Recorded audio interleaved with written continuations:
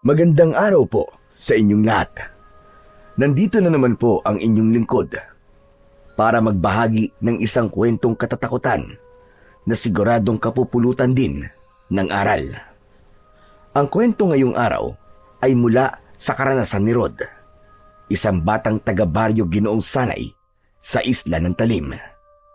Tahimik ang buhay ni Rod kasama ang kanyang lolo na isang mangingisda. Araw-araw silang nangingisda gamit ang lambat.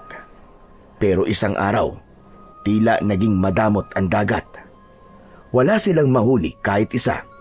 Dahil sa gutom at pangangailangan, napilitan si Rod na sumisid sa ilalim ng dagat para makahuli ng isda.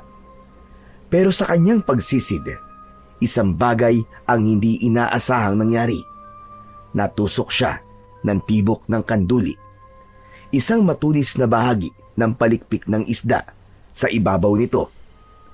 Matapos yun, nilagnat si Rod at nagsimulang makaramdam ng kakaiba. Ano nga ba ang epekto ng tusok na yon sa katawan niya? Matutulungan kaya siya ni Mama Bully, ang kilalang albularyo sa kanilang baryo? At ano ang uri ng panganib na naghihintay kay Rod matapos ang insidenteng ito?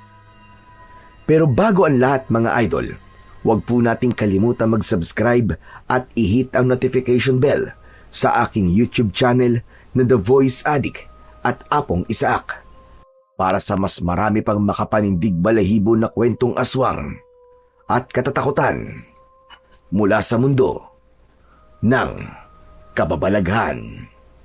Umpisahan na po natin ang kwento. Maaga pa ay nasa dagat na ang maglolo na si Lolo Baldo at ang kanyang apo na si Rod. Pareho silang tahimik habang sakay ng lumang bangka. Nangingisda malapit sa dalampasigan ng kanilang baryo Ginoong Sanay. Ang baryong ito ay ang ika-13 barangay sa Talim Island. Payapa ang panahon ng mga oras na yun.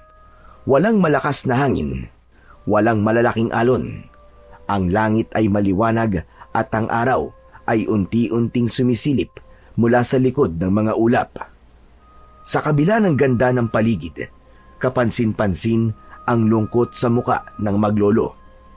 Pareho silang nakasimangot at panayang buntong hininga habang inaayos ang kanilang lambat. Tahimik ang matanda habang pinagmamasdan ang tubig. Si Rod naman ay napaupo na sa unahan ng bangka, hawak ang isang maliit na timba. Wala pa rin po ba? Wala pa eh. Wala na talaga. Di na tulad dati na hindi pa kami tapos maghulog ng lambat ay may hila na kagad. Sa konting oras nakakapuno na kami ng balde. Hindi gaya ngayon. Tingnan mo. Kanina pa tayo dito wala pa rin tayong huli.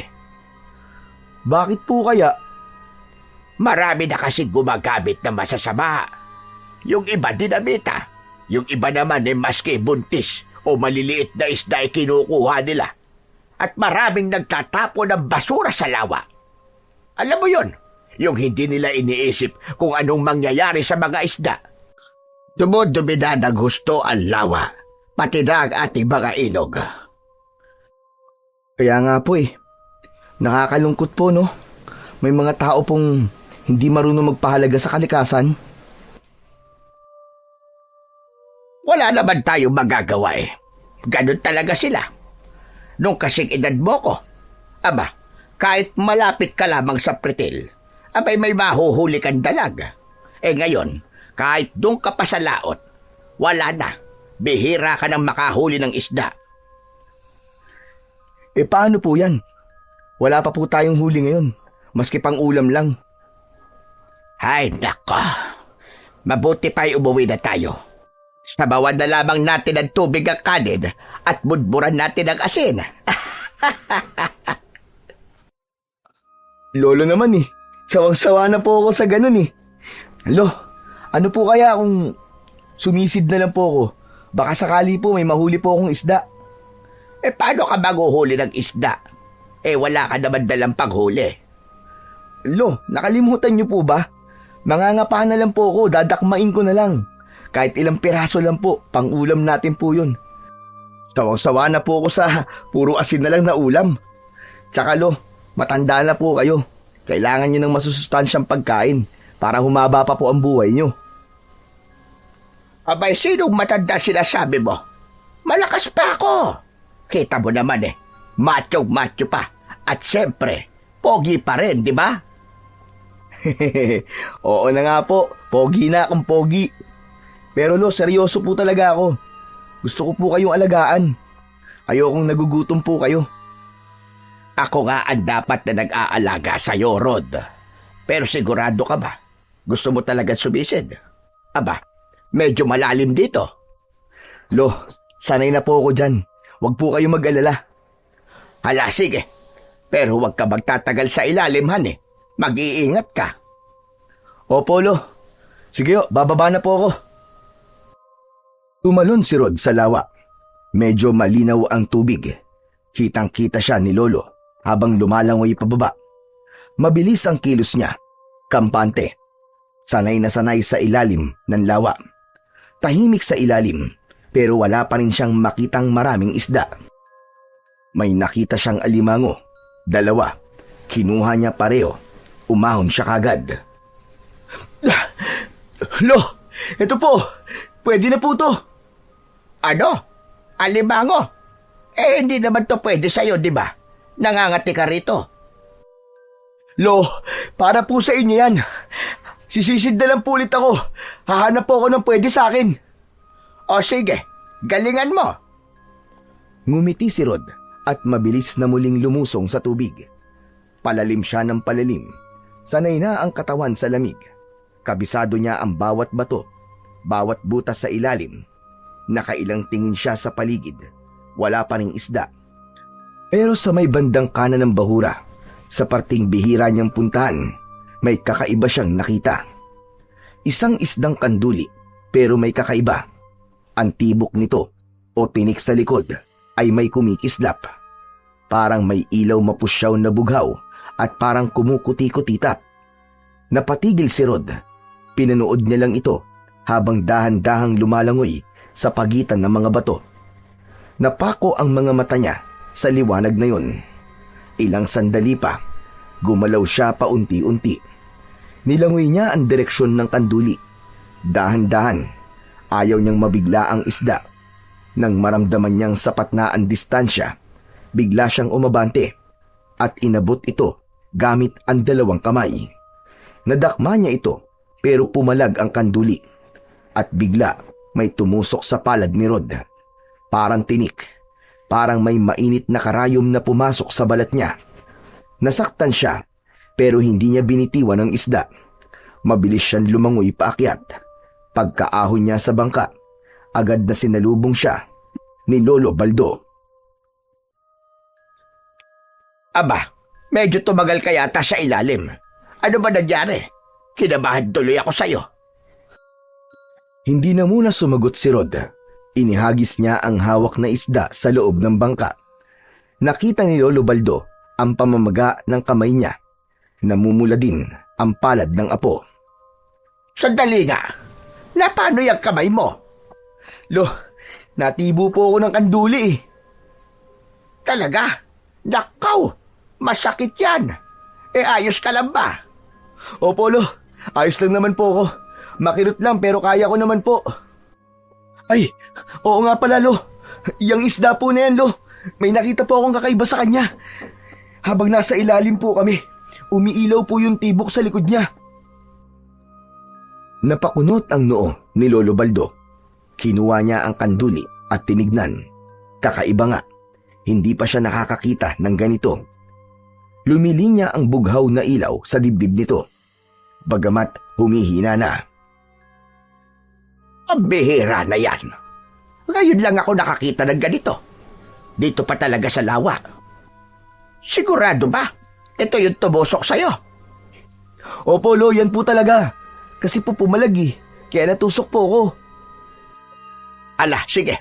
Ang mabuti pa umuwi na tayo para malapatan ka agad ng gamot yan.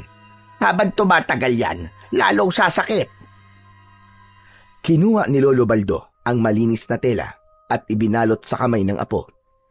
Hindi na nila pinilit na manghuli pa. Bumalik na sila sa pampang. Habang pauwi sila, tahimik lang si Rod. Hawak pa rin niya ang kanyang kamay na nasugatan. May pakiramdam siyang hindi ordinaryo ang isdang yun. Medyo kinakabahan siya sa pwedeng mangyari sa kanya ng mga oras na yun. May nararamdaman siyang kakaiba sa katawan niya.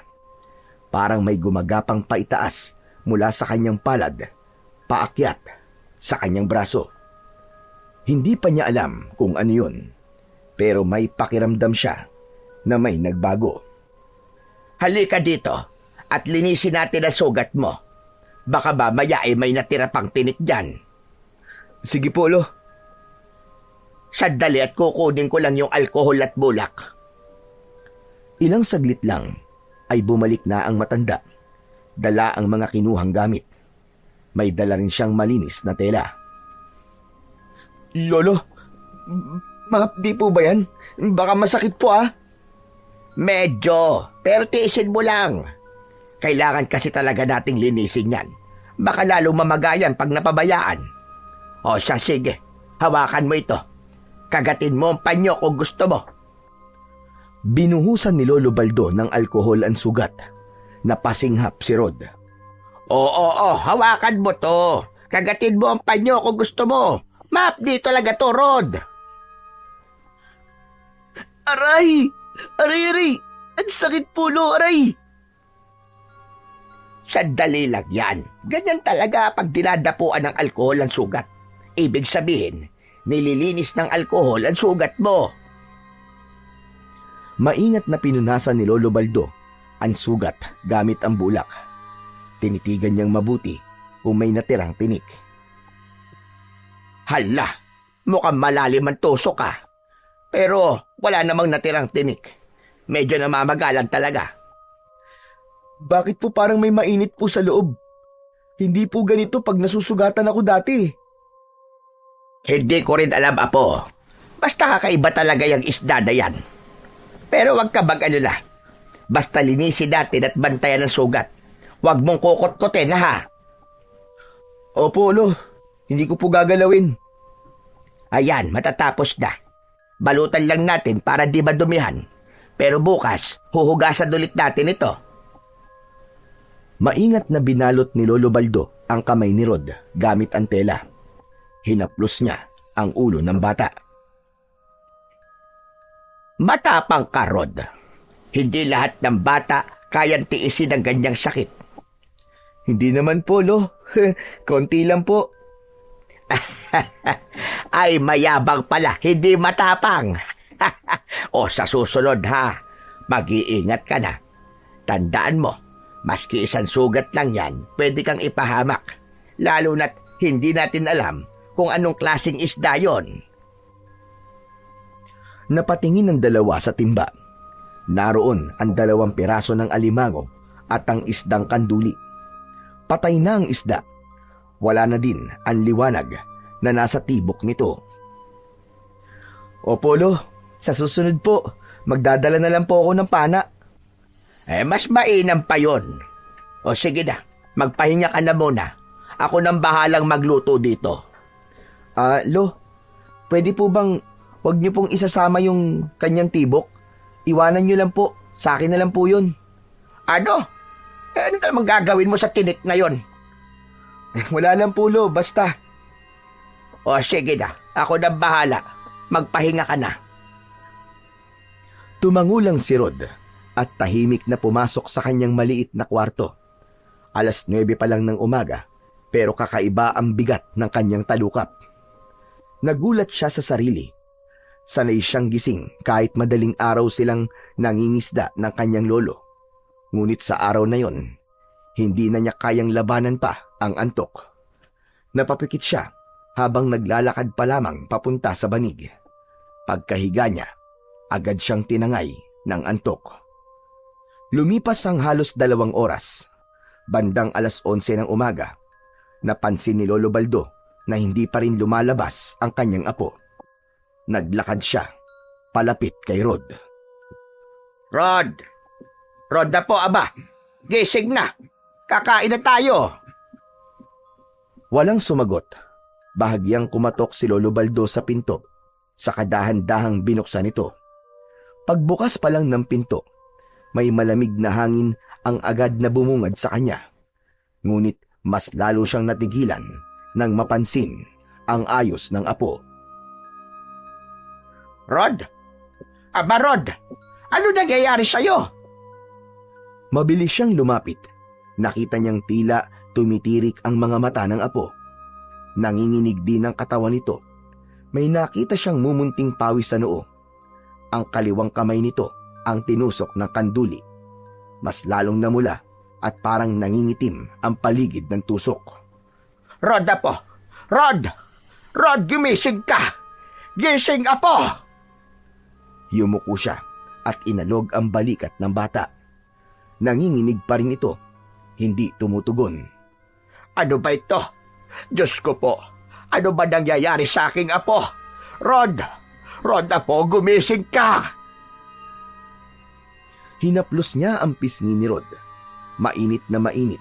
Lalong lumakas ang kabog sa dibdib ng matanda. Agad niyang kinuha ang basang bimpo at pinunasan ng katawan ng apo. Ngunit kahit na anong gawin niya, hindi bumababa ang init at lalo pang tumitindi ang panginginig ng katawan ni Rod. Muli niyang tinignan ang sugat sa palad ng apo. Doon, napansin niya ang mga maiitim na linya na umaakyat mula sa sugat. Sinundan niya ang mga guhit mula sa palad, paakyat sa pulso, hanggang sa braso ni Rod, para itong unti-unting kumakalat. Hindi maaari. Ano kaya ito? Hindi kaya lason? Hinawakan niya ang braso ni Rod. Hinimas-himas niya ito. Parang gusto niyang pigilan ng pagkalat ng kung anong lason na nasa loob. Pero kahit na anong gawin niya, hindi bumabagal ang pagkalat. Agad siyang nagpasya. Kailangan niya nang dali ng apo kay Mama Buli. Isa itong matandang manggagamot na kilala sa kanilang lugar. Marami na itong napagaling, pati na ang mga taong hindi na kayang gamutin sa ospital. Tumayo si Lolo Baldo. Lumabas siya ng bahay at mabilis na humingi ng tulong sa mga kapitbahay. Si Rod, may sakit. Kailangan namin pumunta kay Mama Buli. Tulungan niyo ako pakiusap. Naroon ang apo ko sa loob. Agad namang rumisponde ang ilan. Tumawag ng tricycle ang isa at maingat nilang isinakay si Rod. Nang makarating sila sa paanan ng bundok, huminto ang tricycle. Nasa tapat na sila ng daan paakyat patungo sa bahay ni Mama Buli. Wala nang ibang sasakyan ang makakadaan doon. Mataas ang daan, matarik at puro bato. Inilabas nila ang duyan na dala ng isang lalaki. Inilatag ito at maingat na inilapat si Rod mula sa tricycle. 4 na lalaki ang nagboluntaryong tumulong magbuhat. Tig-2 sa harap at tig-2 sa likod. Hawak ang mga mahahabang kawayan na nakakabit sa magkabila ang gilid ng duyan. Nasa unahan nun si Lolo Baldo. Hawak ang isang maliit na tuwalya para pamunas sa pawis ng apo. Wala siyang iniisip ng sandaling yun, kundi ang kaligtasan ng kanyang apo na si Rod. Panay ang dasal niya na sana umabot pa sila sa oras. Makalipas ang ilang minuto, narating nila ang isang maliit na kubo sa gilid ng bangin. Ang bahay ay isang tipikal na bahay kubo. Gawa sa sawaling kawayan ang dingding at kungod naman ang bubong. Luma na ito. May ilang bahagi na tinatakpan na lamang ng lumang trapal at kalawanging yero.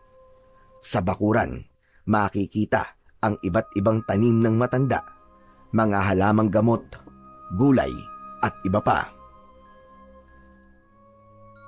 Ngunit sa mismong harap ng bahay, naging kapansin-pansin ang kakaibang koleksyon ni Mama Buli. May mga nakatayong kawayan at sa dulo ng bawat isa may nakasabit na bungo ng iba't ibang hayop. Kambing, unggoy, baboy ramo, ahas at iba pa. Ang amoy sa paligid ay matapang, parang pinaghalong amoy ng sinunog na tuyong dahon at insenso. Sa gilid ng kubo, doon nila nakita ang isang matandang lalaki. Matangkad ito, halos kalbo na, at ang balat ay kulay tsokolate. Tahimik na nagtatanim si Mama Buli. Hindi siya lumilingon, maski pa may tumatawag na sa kanya. Mama Buli! Mama Buli! Tulog! Tulungan niyo ang apo ko! Hindi kumilos ang matanda. Patuloy lang ito sa ginagawa. Aba, Mama Buli ang apo ko! Baka mamatay ang apo ko, pakiusap! Tignan niyo siya kagad! Pagkatapos ng ilang segundo, dahan-dahang lumingon ito. Hindi ito ngumiti. Tahimik siyang nakatingin kay Lolo Baldo at sa batang si Rod na nakahiga sa duyan. Pumasok kayo! Dinala nila si Rod sa loob ng kubo nito. Pagpasok nila, mas lumakas pa ang amoy ng insenso. May mga nakita silang mga garapon sa paligid na may laman na iba't ibang uri o kulay ng mga likido. Higa niyo siya sa banig. Sige, pakialalay lang mga kasama. Ibaba muna natin sa banig ang apo ko. Nanatiling tahimik si Mama Buli. Kumuha ito ng puting tela at itinakip sa mga mata ni Rod.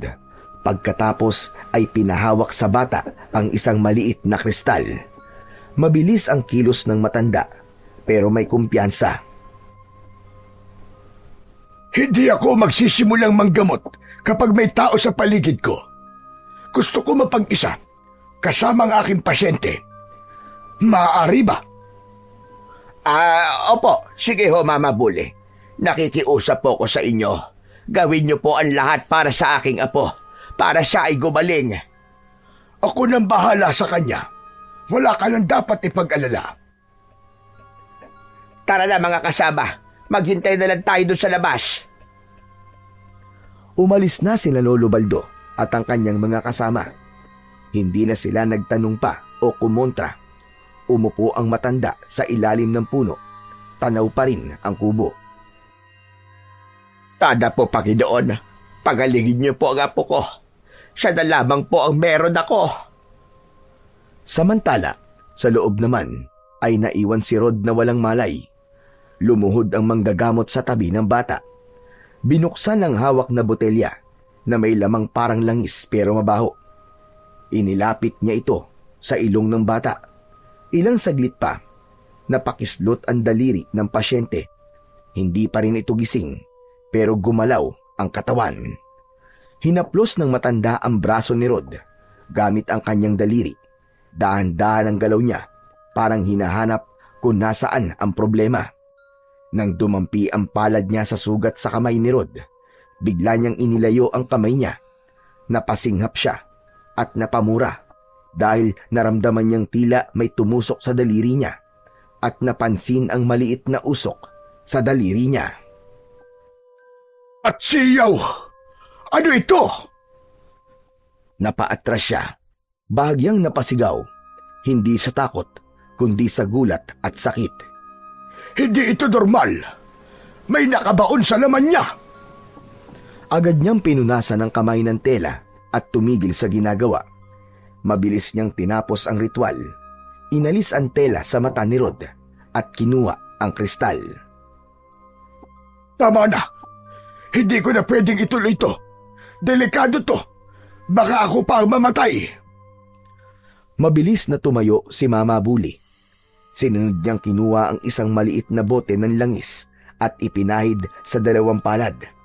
Sa kamarahang ipinunas sa liig na parabang pinoprotektahan ang sarili. Tumigil siya sandali, huminga ng malalim at pinilit pinakalma ang sarili. Naglakad siya palapit sa pinto at binuksan yun. Pagkakita niya sa mga lalaking naghihintay sa may lilim ng isang puno, agad niyang tinawag si Lolo Baldo.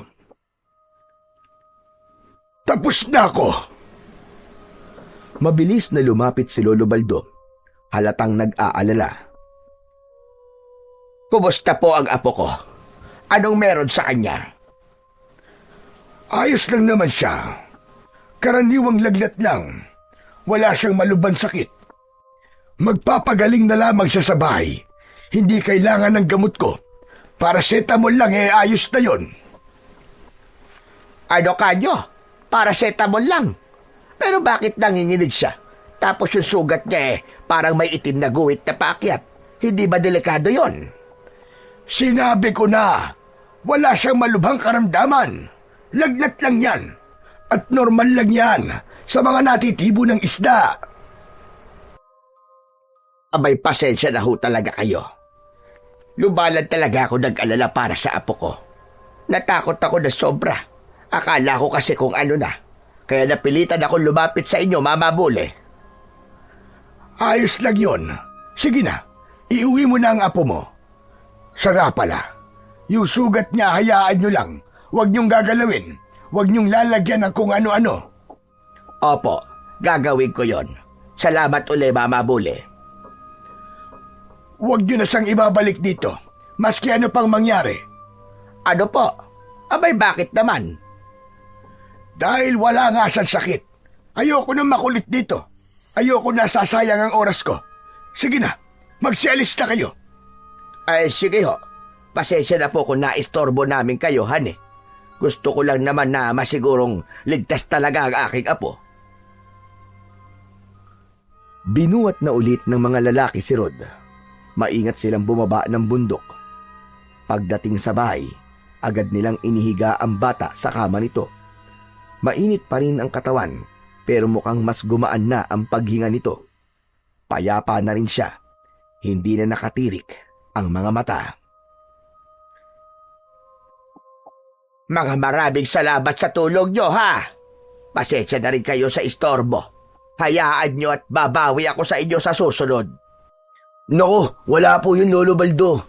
Sino-sino po ba magtutulungan dito? Kundi tayo-tayo rin mga magkakapit-bahay. Basta kung may kailangan lang po kayo, tawagin niyo lang po kami. Nakaw, salamat talaga, Han. Maraming salamat sa inyo. O sige ho, aalis na po kami. Sana po gumaling na kagad si Rod.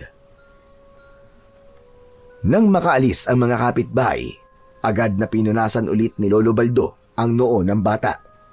Naglagay siya ng basang bimpo sa noo nito. Apo, gumising ka na. Nag-aalala na ang lolo sa'yo eh. Hindi ako sanay na ganyan ka.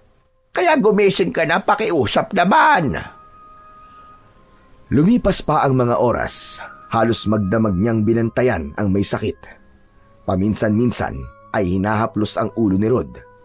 Panay ang dasal niya. Sana totoo ang sinabi ni Mama Bully at sana gumaling na ang kanyang apo. Ilang sandali pa, nakaramdam ng ngalay at antok ang matanda. Dumukdok ito sa harap ng apo. Malalim na ang kanyang pagkakatulog. Hindi niya nararamdaman ang biglang paggalaw ni Rod. Maya-maya, nagising ang bata. Lolo? Naalimpungatan ng matanda nang marinig ang tinig ng apo. Laking tuwa nito nang makitang nakabango na ang kanyang apo. Aba, apo! Ang apo ko gising na. Totoo nga. Salamat sa Diyos. Salamat sa Diyos at gising ka na. Lo, ano po ba nangyari? Ba't parang naiiyak po kayo? Pabihira, hindi mo alam.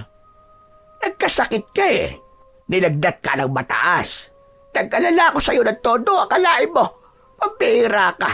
Akala ko kung ano na. Ha? Seryoso po ba kayo, Lo? Di ba natulog lang naman ako? Wala naman po akong nararamdaman ngayon ah. Ayos lang po ako oh. Talaga ba? Aba, oo nga Hindi nga mainit ang katawan mo. Patingin nga ako ng kamay mo. Oh, ito po. Aba, parang ang himala. Nawala mga sugat mo. Tsaka yung itim-itim sa braso mo, wala na rin. Lo, alam ko pong wala na yan. Alam mo ba, Lo, na naginip ako. May isang magaling na manggagamot din dun. Siya ang gumamot sa akin. Ano ka mo? Nanaginip ka? Ano namang napanaginipan mo? Nasa ilalim po ako ng tubig, Lo. Lumalangoy po. Pero alam niyo ba, nakakahinga po ako sa ilalim. Ang galing, di po ba? Ang sarap po sa pakiramdam, Lo, kung alam niyo lang. Ang linaw-linaw po ng tubig. Tapos po, yung mga isda, kinakausap ako. Kinakausap ka ng isda? Opo. Sabi pa nga nila, halika, Rod, halika. May papakain kami sa'yo. Tapos, sinundan ko sila. Ang gaganda ng nadaanan namin, Lo. Parang may mga ilaw sa ilalim ng lawa. Totoo ba yan? Hindi ka ba natatakot? Hindi po. Ang saya nga po eh. Tapos, meron po dong kaharian. Ang ganda-ganda. Ang laki po. Tapos, may hari sila. Matangkad po siya. Malaki po ang katawan. Tapos, may mahabang buntot. Siya ang nagpagaling sa akin. Tapos yun. Ayun, nagising na nga po ako. Nakakaaliw naman yung panaginip mo, Apo. Pero sigurado kung panaginip nga lang yan. Lo, parang totoong-totoo po kasi. Hayaan mo na. Ang mahalaga, magaling ka na ngayon. At salamat sa Diyos dahil bumalik ka sa akin, Apo. Pahalik nga ako. Mwah! Pagkatapos ng halik, ay niyakap ni Lolo Baldo ang apo niya. Kinabukasan, lumabas ang maglolo para bumili ng ilang gamit sa bahay. Masigla si Rod habang naglalakad. Parang walang nangyari sa kanya sa pagkakasakit. Habang binabagtas nila ang daan papunta sa talipapa, napansin nila ang maraming tao na nagkakagulo sa harap ng barangay hall. May mga nakatayo sa tabi at nakasilip sa bintana. Lo, tignan nyo. Ano kayang meron doon? Bakit ang daming tao? Abay, ewan ko, Apo. Parang may nangyayaring gulo, ah. Halika, tignan natin. Lumapit ang dalawa para makisilip. Pagtingin nila sa loob, nakita nila si Mama Buli na nakaupo sa isang sulok. Tahimik lang. Sa harap niya ay may isang dalagang umiiyak at galit na nagsalita. Kausap nito ang kapitan ng barangay na si Kapitan Kojak. Agad nilang nakilala ang babae. Siya si Jenny. Nireklamo ko po matandang yan. Pekeng magagamot yan eh. Tingnan nyo. Itinaas ng dalaga ang damit niya at ipinakita ang kanyang tiyan. Napaatras ang iba sa nakita nila. Ang balat ni Jenny sa tiyan ay puno ng mapupulang butlig at may ilang bahagi na namamaga. Aba, ano nangyari dyan, Iha? Bakit nagkaganyan ang tiyan mo? Hapon lang po nagpunta po ako sa bahay niya. Pinagamot ko yung tiyan ko kasi sumasakit. Akala ko matutulungan niya ako. Pero lalo lang ako napahamak. Mama Buli, ano masasabi niyo sa inireklamo sa inyo? Kapitan, sinabi ko naman sa kanya na hindi ako may gawa niyan. Wala akong kasalanan sa kanya. Sinungaling ka. Dahil sa langis na ipinahid mo dito, kaya ako nagkaganito. Sabi ko na eh, peke yung mga gamot mo. Ewan ko ba kung ba't ako nagtiwala sa'yo? Marami na akong kakilala na nagsasabing hindi ka naman talaga nakakagamot. Kung bakit naman kasi ako nagtiwala? Wala ka naman palang tiwala eh. Bakit ka nagpunta rito sa akin? Hindi kita pinilit. Hindi mo nga ako pinilit. Pero tama ba to? Tama ba itong ginawa mo sa akin ito, ha? Alam mo ba, Kap? Manyakol din yung matanda na yan eh. Habang ginagamot ako, ay pinalabas niya lahat ng mga tao sa loob. Kami lang ang naiwan. Hinipuan niya ako. Pati ang mga hita ko, hinawakan niya. Hindi naman yung kasama sa pinapagamot ko sa kanya. Nagulat ang lahat sa sinabi ng babae. Si Mama Buli biglang napatayo. Ang dating kalmadong mukha nito ay agad na napalitan ng galit at pagkainis. Ano? Ano sinasabi mong hinipuan? Hindi ko gagawin yun sa'yo. Nagsisinungaling ka. Anong hindi? Ginawa mo na nga eh. Hindi ko ugali yun, babae ka. Huwag mo akong pinagbibintangan ng ganyan. Sandali, sandali. Huminahon kayong parehas. Baka pwede natin itong pag-usapan ng maayos. Huwag natin itong daanin sa init ng ulo. Dahil baka kung saan pa mapunta to. Anong gusto niyo, Kap? Manahimik na lang ako, ganun ba? Hayaan na lang kung anong ginawa sa akin ng matandang yan. Hindi naman sa ganon, Iha. Wala akong sinabing ganon. Ang sa akin lang naman walang mangyayari sa sigawan. Jenny, seryoso ang paratang mo. Kung totoo man yan, kailangan ng imbestigasyon, hindi basta-basta ang ganitong akusasyon. Gusto kong makulong ang matandang yan. Sinira niya ang katawan ko. Sinira niya rin ang dangal ko. Hindi kita sinaktan. Hindi ko ginawa yung ibinibintang mo. Huwag mo akong siraan. Nagbulungan ang mga tao sa paligid. Iba-iba sila ng naging opinyon. May sumasang-ayon sa panig ng bawat isa at meron namang kumukontra. May nagsabi na totoong hindi naman talaga nakakagamot ang matanda. Tigil! Tama na! Tumigil na muna kayo! Wala na muna magsasalita. Hindi maaayos ang problemang to kung lahat kayo ay makikisawsaw. Kung may reklamo kayo tulad ni Jenny, daanin nyo sa tamang proseso. Jenny, gusto mo bang iakyat natin sa pulisya? Oo, Kap. Gusto kong makulong ang matandang yan para hindi na makapalakit ng iba. Abat, talagang... Ano? Sasaktan mo ako sa harap ng lahat? Sige, gawin mo. Para madagdagan ang ikaso ko sa'yo. Siya nga pala, Kap. Pwede ba akong humingi ng danyo sa kanya? Pwede naman, Iha. Yun ay kung mapapatunayan ang inirereklamo mo sa kanya. Hindi pa ba sapat na patunay itong mga butlig at gali sa tiyan ko, Kap? Hindi nga ako may gawa niyan. Sa sama ng ugali mong babae ka, hindi na ako magtataka kung may ibang nagbigay ng parusa sa'yo. Anong ibig mo sabihin? Hindi na umimik si Mama Bully. Bagkus ay tinignan niya ng masama ang dalaga. Tinitigan ito mula ulo hanggang paa na tila nananakot. Kap, nakita niyo ba yon? Di ba? Bastos talaga matandang yan. Kung makatingin para akong hinuhubaran. Manahimik ka!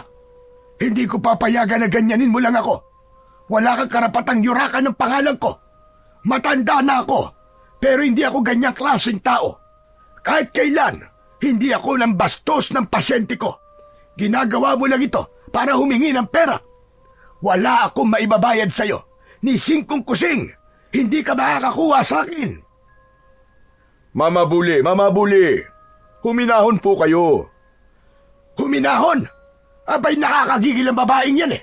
Napakasinungaling. O sige na ho, tama na. Ayusin natin ang gulong to.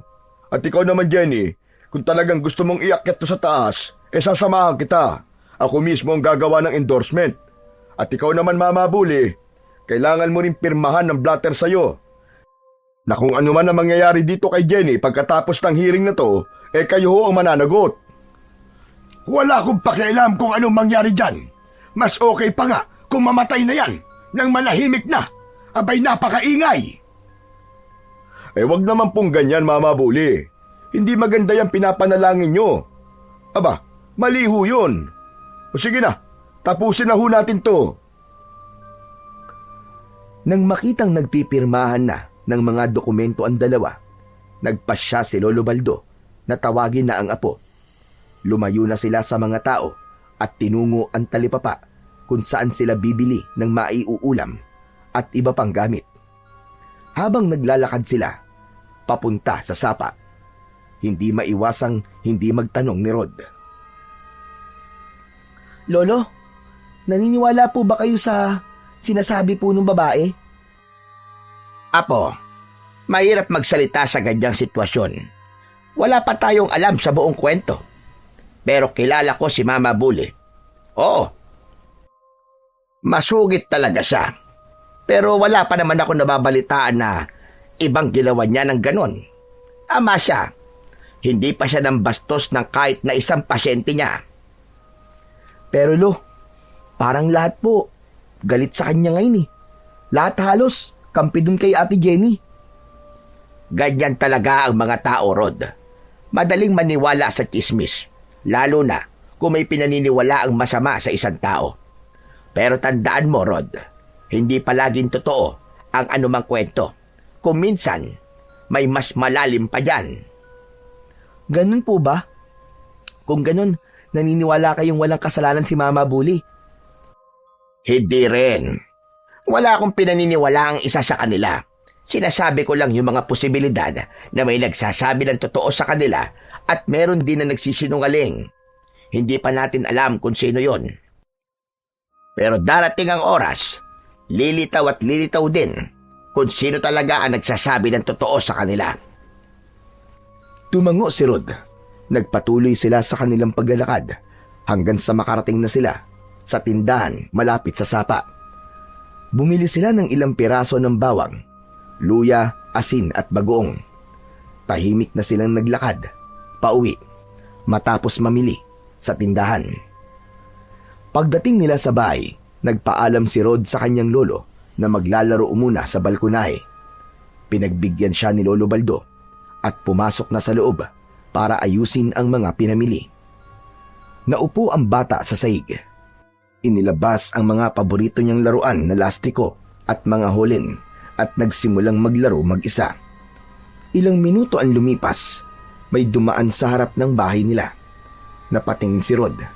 Nakita niya si Mama Bully, tahimik na naglalakad habang nakatingin sa lupa.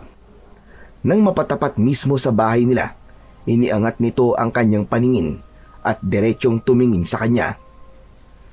Nanlaki ang mga mata ni Rod sa pagkabigla. Nabitiwan nito ang kanyang mga laruan. Walang emosyon ang mukha ng matanda. Blanko, pero nakatitig diretsyo sa kanya. Maya-maya pa, biglang nag-iba ang mga labi nito. Ay bahagyang napangiwi. Ang dalawang kilay ay nagdikit at ang kanyang mga titig ay tumalim. Parang mistulang galit. Lolo? Lolo? Mabilis na lumabas si Lolo Baldo. Bakit apo? Ano nangyari? Mabilis na naglakad ang matanda palabas ng bakuran. Tumingin siya sa kalsada at nakita niya si Mama Bully na tahimik na naglalakad. Nasa unahan na ito. Mabagal ang kanyang kilos. Lolo, tumingin po siya sa akin kanina, ang talim po. Natakot po ako. Galit po ba siya sa akin? Bumalik ang matanda sa tabi ng kanyang apo. Sa kadahan-dahang hinaplos nito ang kanyang buhok. Hindi naman siguro, apo. Baka pagod lang siya sa problema. Alam mo naman, di ba, kung ano ang pinagdadaanan niya ngayon. Abay, maraming tao ang galit sa kanya. Kaya siguradong pati siya, galit na rin. Huwag mo na lamang siyang intindihin. Ayos na po, Lo. Siguro nga po, tama po kayo. O sige, ituloy mo na yung paglalaro mo dyan at magluluto na ako. Sige po, Lo. Sarapan niyo po, ah. Tumahimik na si Rod. Kinuha niya ulit ang mga lasti at ipinagpatuloy ang kanyang paglalaro. Mabilis na natapos ang araw. Pagdating ng hapon, tinawag na ng matanda si Rod para sa hapunan. Naupo silang maglolo sa harap ng maliit na kainan sa loob ng bahay. Habang naghahain si Lolo Baldo ng kanin at ulam, napansin niya na hindi mapakali ang apo. Malikot ang mga mata nito at parang panay ang linga. Para bang may hinahanap. Pinagmasdan siya ni Lolo Baldo. Sa kadahan-dahang nagsalita. Sandali, apo, sandali lang. May problema ba? Parang may hinahanap ka. Lo, parang may nakatingin po sa atin kanina pa po eh. Ano ka mo? Nakatingin. Abay, wala namang tao dito kundi tayo lang. Saka tignan mo, sarado tong bahay natin. Umiling ang bata. Pilit na inalis sa kanyang isip ang takot. Pero ilang sandali pa, napakunot ang kanyang noo. Dahan-dahan siyang suminghot. Napapikit siya ng bahagya at napangiwi. Agad niyang tinakpan ang kanyang ilong. Lo, ang baho! Ang baho po! Napaatras siya ng konti sa kinauupuan, parang gustong umiwas sa pinagmumulan ng amoy. Napakapit siya sa gilid ng mesa at muling suminghot. Bahagyang mas malalim na parabang hindi makapaniwala sa naaamoy.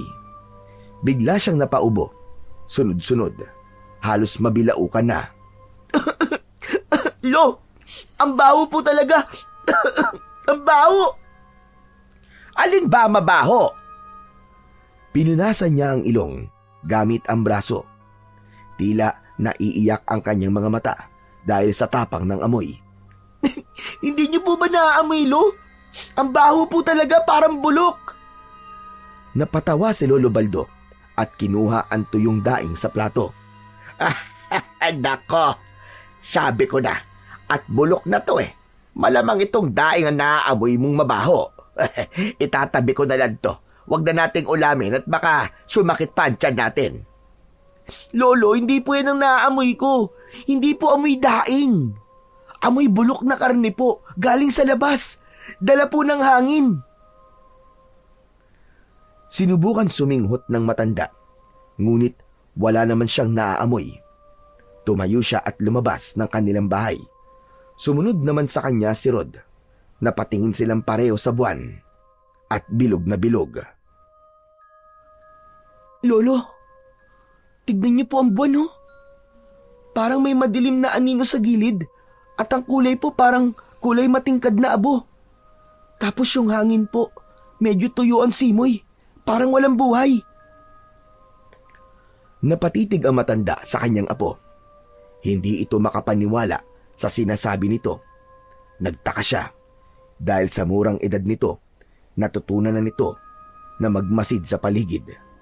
May nakilala na siyang taong ganito noon, ang kanyang ama na isang dating albularyo.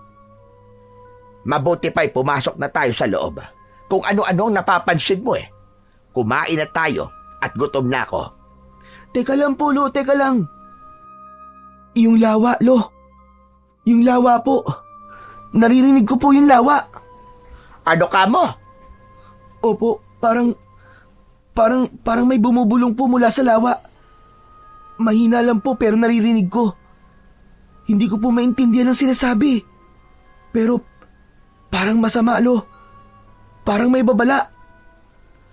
Lalo nanlaki ang mga mata ni Lolo Baldo sa kanyang mga narinig mula sa kanyang apo.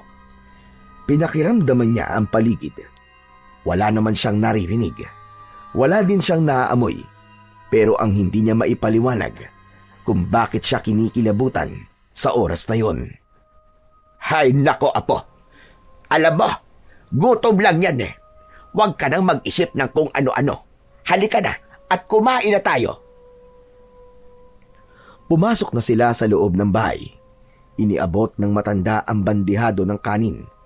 Nang aabuti na sana to ng bata, sabay silang nagkatinginan, parang tumigil ang paligid sa pagitan nila. Mula sa palad ni Rod, may lumabas na maliit na liwanag. Kasunod nito ay ang unti-unting paglitaw ng mga itim na linya sa kanyang braso. Lolo! Lolo, ano to? Lolo! Mabilis na lumapit si Lolo Baldo sa kanyang apo. Hinawakan niya ang braso nito at tinignan ang mga guhit. Anong nararamdaman mo, apo? Masakit ba? Wala naman po ako nararamdaman, Lo. Okay lang naman po ako pero, Lo, natatakot po ako. Ano ba to? Hinawakan ng matanda ang noo ng apo. Wala naman itong lagnat. Wala ring pamumula ng mata o sa katawan. Normal ang lahat kay Rod, maliban sa mga itim na linya sa kanyang braso. Lo, ano po bang ibig sabihin nito? Hindi ko alam, apo. Ang alam ko lang, nakita ko mga to nung natusok ka ng tibok ng kanduli. Nung nilagnat ka at nawalan ka ng malay. Hindi ko alam kung bakit nandyan na naman yan. Umupo si Lolo Baldo. Ang pagkain ay nanatiling nakalatag sa harap nila. Ngunit hindi na nila nagawang kumain. Kinakabahan po ako, Lo. Parang may masamang mangyayari po. Huwag mong isipin yan. Kumalma ka lang. Wala tayong dapat na ikatakot. Hindi tayo pababayaan ng Diyos. Sige na, kumain na tayo. Nang matapos maghapunan ang maglolo, magaan na silang pumasok sa kanilang kwarto upang matulog. Habang lumalalim ang gabi, mas lalong tumatahimik ang paligid. Halos lahat ay mahimbing na natutulog. Ngunit ilang sandali pa, unti-unting nagsimulang mag-ingay ang mga aso. Una, paisa-isa, hanggang sa nagsunod-sunod na ang kanilang pagtahol. May ilan pang nagsimulang umalulong. Ang ilang mga tao ay napabalikwas sa higaan pero piniling wag na lang pansinin ang ingay. Samantala, sa isang maliit na kubo sa gilid ng baryo, biglang nagising si Jenny. Napahawak siya sa kanyang puson at napangiwi. Naiihi ako. Pambihira naman, oh. Di naman pinasok ng kapatid ko ang Arinola. Ay, kailangan ko pa lumabas tuloy para magbanyo. Buisit talaga. Ang tatamad kasi. Tumayo siya mula sa banig at dahan-dahan siyang naglakad palabas ng kwarto nila. Sa mesa, dinampot niya ang maliit na flashlight at sinindihan ito. Maingat ang bawat takbang niya habang papalabas ng bahay. Patuloy ang pag-alulong ng mga aso. Ano ba nangyayari sa mga hayop na to? Ang iingay, nakakastorbo. Naglakad pa siya papalapit sa banyo. Ang kanilang palikuran ay nasa likod ng kanilang bahay. Malapit ito sa puno ng saging at nakatabi sa maliit na bakod. Ang dingding nito ay gawa lamang sa pinagtagpi-tagping sako. May ilang bahagi na may butas na at ang nagsisilbing pintuan ay gawa naman sa kawayan. Pagpasok niya sa loob, mabilis niyang ginawa ang kailangang gawin. Ilang minuto lang at tapos na siya. Ngunit sa paglabas niya, bigla siyang natigilan. May narinig siyang kaluskos. Napalingon siya sa paligid. Itinaas niya ang flashlight at inilawan ang ilang sulok. Pero wala siyang nakita. Ngunit naramdaman niya na parang may ibang presensya sa kanyang paligid. Bumilis ang tibok ng kanyang puso. Muli niyang itinaas ang flashlight at sa tabi ng punong saging, kung saan nakatabi ang kanilang banyo, may nakita siyang matandang lalaki. Nakatayo ito at nakatingin sa kanya ng diretsyo. Anong ginagawa mo dyan? Ba't nandiyan ka? Hindi sumagot ang lalaki. Hindi rin ito gumagalaw. Nanigas na si Jenny sa kinatatayuan niya. Gusto niyang tumakbo pabalik sa bahay nila, pero hindi siya makakilos. Hoy! Sumagot ka! Anong kailangan mo? Hindi pa rin gumagalaw ang matandang lalaki. Ngunit ilang sandali pa, bigla na lamang may kakaibang nangyari. Sa harap mismo ng kanyang mga mata, ang anyo ng matandang lalaki ay biglang nagbago. Ang balat nito ay kumapal at naging itim. Ang muka ay lumapad at tumubo ang mahahabang pangil. Ang mga mata nito ay naging kulay pula. Ang katawan nito ay lumaki at biglang nag-iba ng postura. Sa loob ng ilang segundo, ang dating tao ay naging isang dambuhalang baboy ramo. Hindi na nakagalaw pa si Jenny. Nanginig na lang ang kanyang tuhod at halos nabitiwan niya ang hawak na flashlight. Nang may masmasan, saka pa lang siya napasigaw. Anong klaseng nilalang ka? Isang malalim na ungol ang narinig niya mula sa halimaw. Saka ito mabilis na sumugod sa kanya. Huwag ka lalapit! Tulong! Huwag ka lalapit! Tulungan niya ako! Sumigaw siya ng malakas, pero himalang wala man lang nakakarinig sa kanya, maging ang mga kasama niya sa bahay. Mabilis ang naging pagkilos ng halimaw. Agad nitong sinagpang ang mga paa ni Jenny.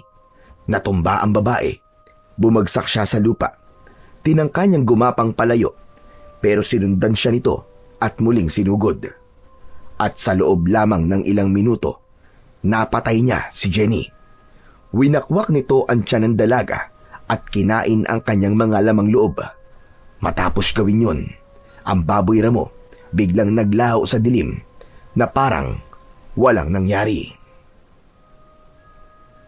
Samantala, sa bahay naman ni na Lolo Baldo, biglang nagising ang matanda nang marinig ang malalakas na tahulan ng mga aso. Ngunit maya-maya, nakarinig siya ng malakas na ungol. Bigla siyang napabangon at agad na pinuntahan ang silid ng apo dahil sa matinding pag-aalala. Nang buksan niya ang pinto nito, nakita niya ang bata na nakapikit. Ngunit hindi mapakali. Gumagalaw ang ulo nito. Basa na rin ng pawis ang kanyang noo. Rod! Rod na po, gising! Rod! Gumising ka, Rod! Dahan-dahang dumilat ang mga mata ni Rod. Agad siyang napaupo at yumakap sa kanyang lolo Baldo. Lolo! Lolo! Oo, kalma lang. Nandito lang si Lolo. Ano ba nangyayari? Lolo, nananaginip po ako. Ang sama-sama po na napanaginipan ko, Lo. Ano ba yon? Nakita ko po, may isang dambuhalang baboy ramo. Pinatay niya po yung babae tapos kinain niya po yung mga laman loob. Winakwak niya po yung tiyan. Lo, natatakot po talaga ako. Natatakot ako, Lo.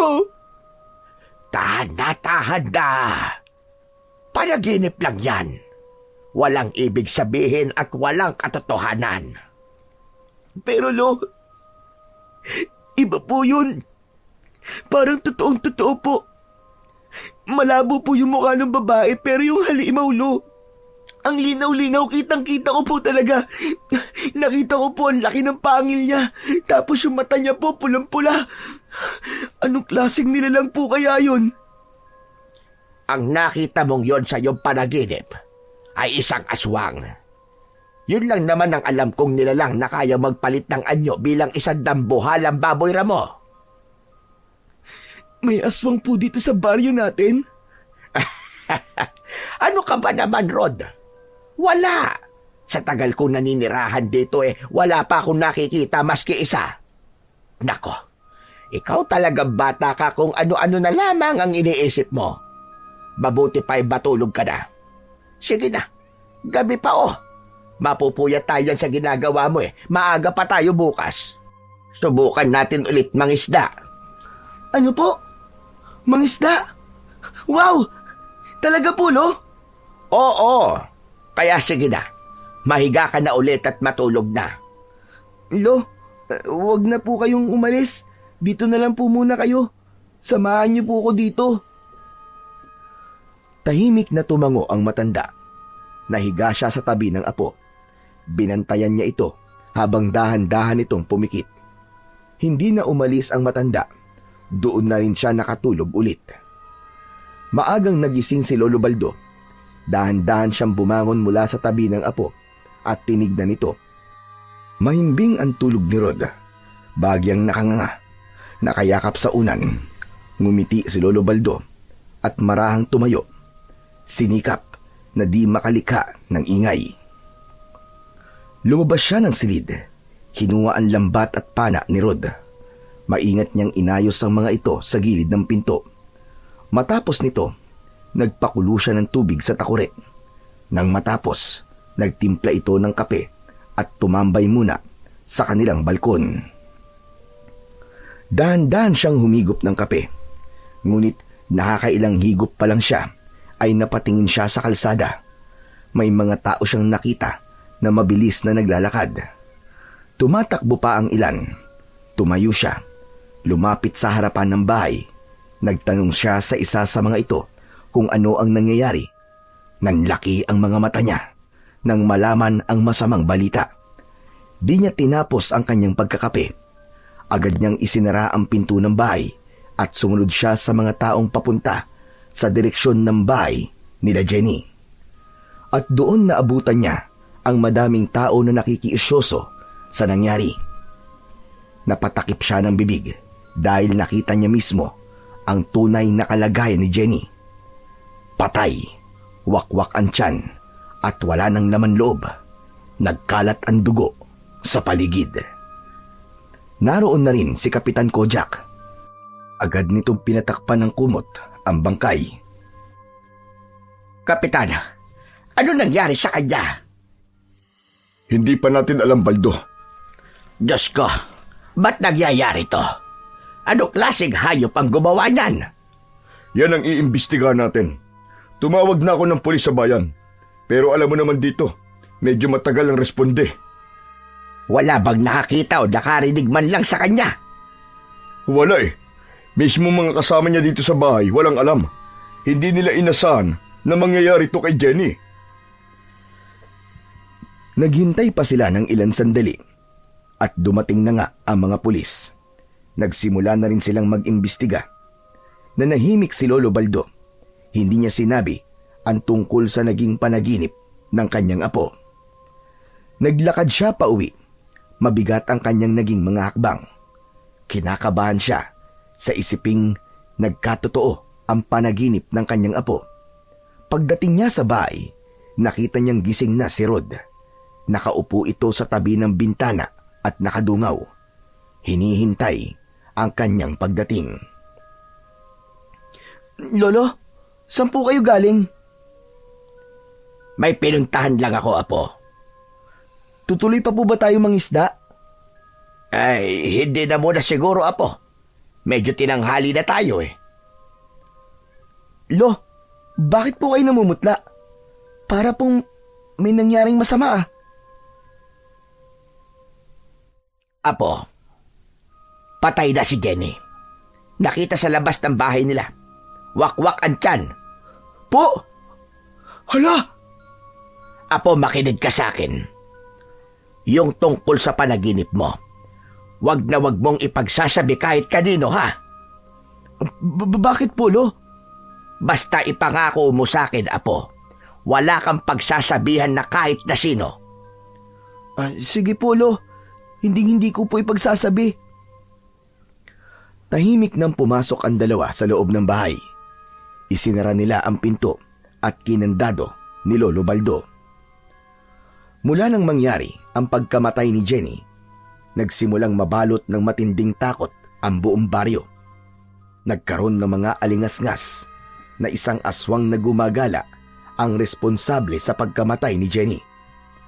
Wala pang malinaw na ebidensya o magpapatunay sa kanilang haka-haka, pero naniniwala silang hindi pangkaraniwang kiler ang pumatay sa dalaga.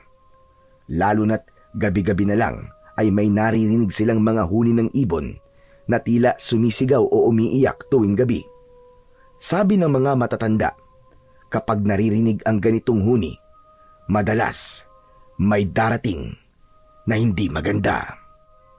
At hindi nga nagtagal, nagsimula ng tamaan ng peste ang mga hayop.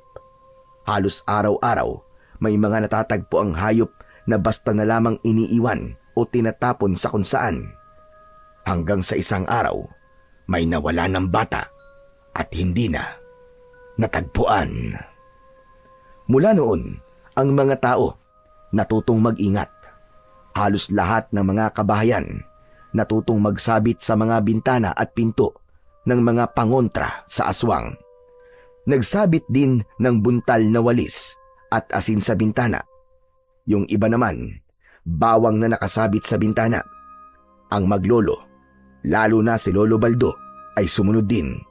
Maging sila ay nagsabit din ng ilang mga pangontra. Lolo, ba't po kayo nagsasabit ng bawang?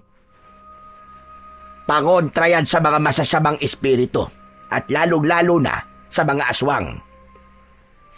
Lo, sa palagay niyo po ba, aswang talaga ang pumatay kay Ate Jenny? Sandaling natahimik si Lolo Baldo. Tinignan niya ang apo sa mata. Hindi pa natin alam. Pero kahit wala pa tayong kasiguraduhan, mas mabuti nang mag-ingat tayo. Ako po, Lo, naniniwala ako. Sigurado po ako na si Ate Jenny yung nakita ko po sa panaginip ko na nilapa po ng aswang na baboy ramo. Rod, tigilan mo na yan. Hindi ba't sinabi ko sa'yo na wag mo nang babanggitin yan? Ay, pasensya na po, Lo. Hindi na po mauulit. Tumango ang matanda. Bago ito lumabas ng bahay, pinagmasdan niya ang paligid. Maaliwalas, ngunit nang mabaling ang paningin niya sa kabilang kalsada, may nakita siyang tao na tila pilit ikinukubli ang kanyang katawan sa puno. Agad siyang kinabahan nang maisip na mukhang may nagmamanman sa kanilang maglolo. Gusto niya sanang alamin kung sino yun, pero nang lapitan niya, wala na ang tao. Tila naglaho na parang bula. Makalipas ang ilang araw, may magaganap na kasalan sa kanilang kapitbahay. Halos abalang-abala na ang lahat sa pagdedekorasyon at inihahanda na rin ang mga hayop na kakatayin. Masayang nanonood si Rod sa galaw ng mga tao.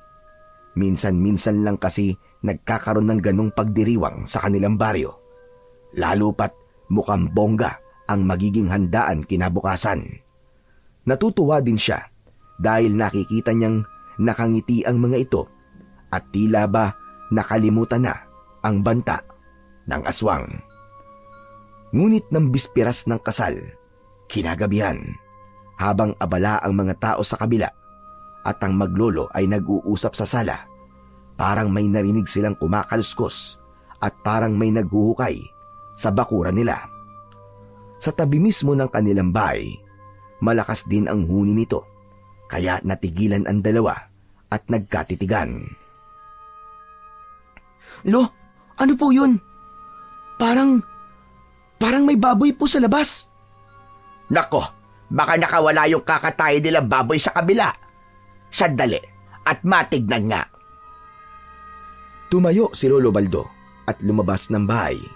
Dala ang maliit na flashlight. Si Rod ay naiwan sa loob, pero nanatiling alerto.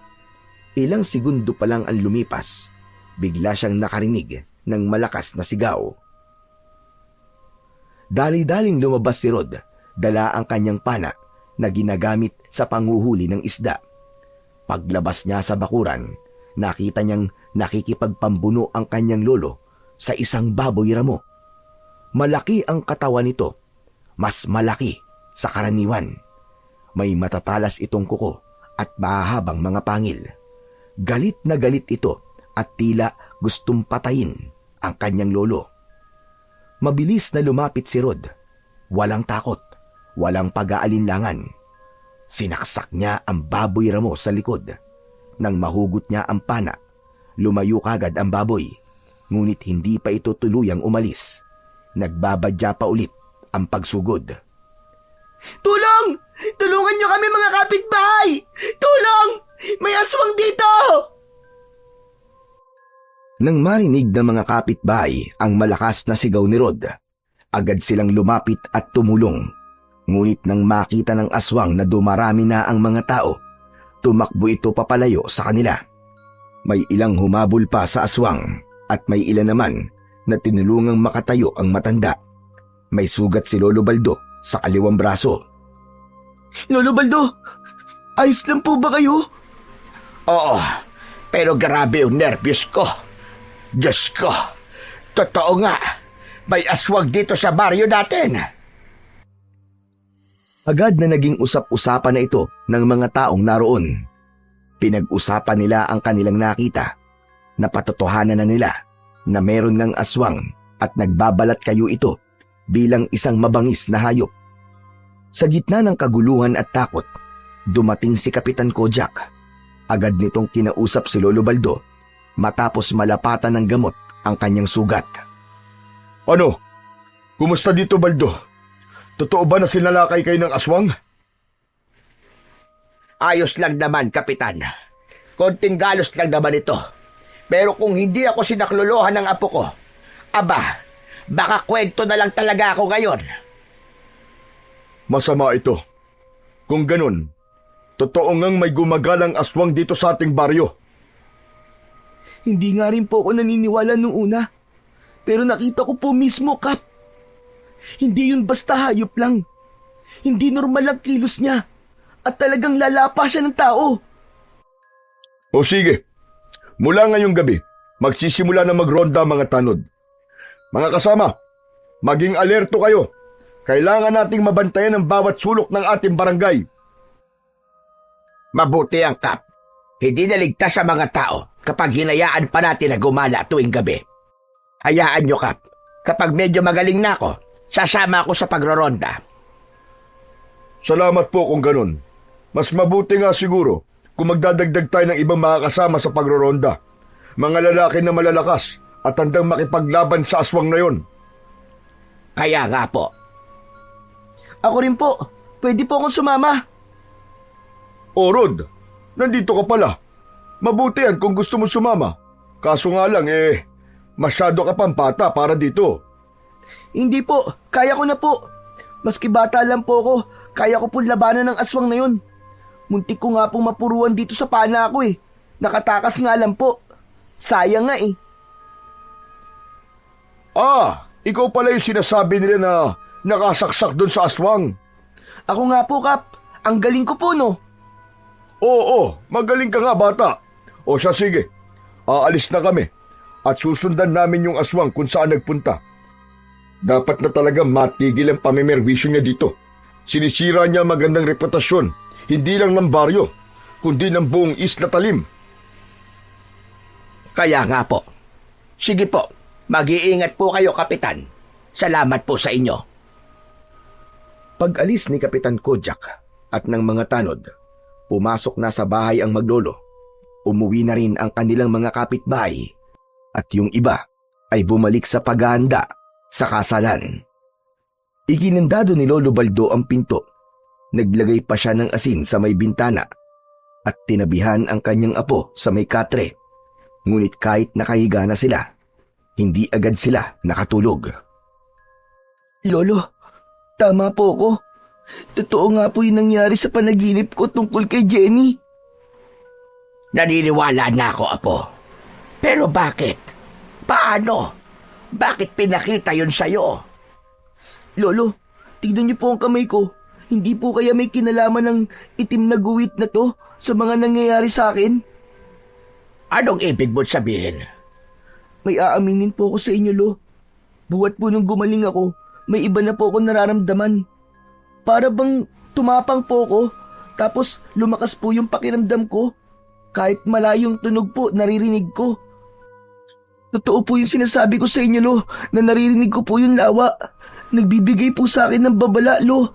Tapos kanina, nung nakita ko po kayong nasa bingit po kayo ng kamatayan, Lo, hindi po ako natakot. Hindi ko alam kung anong nangyayari sa iyo, Apo. Pero mukhang may ibig sabihin yan.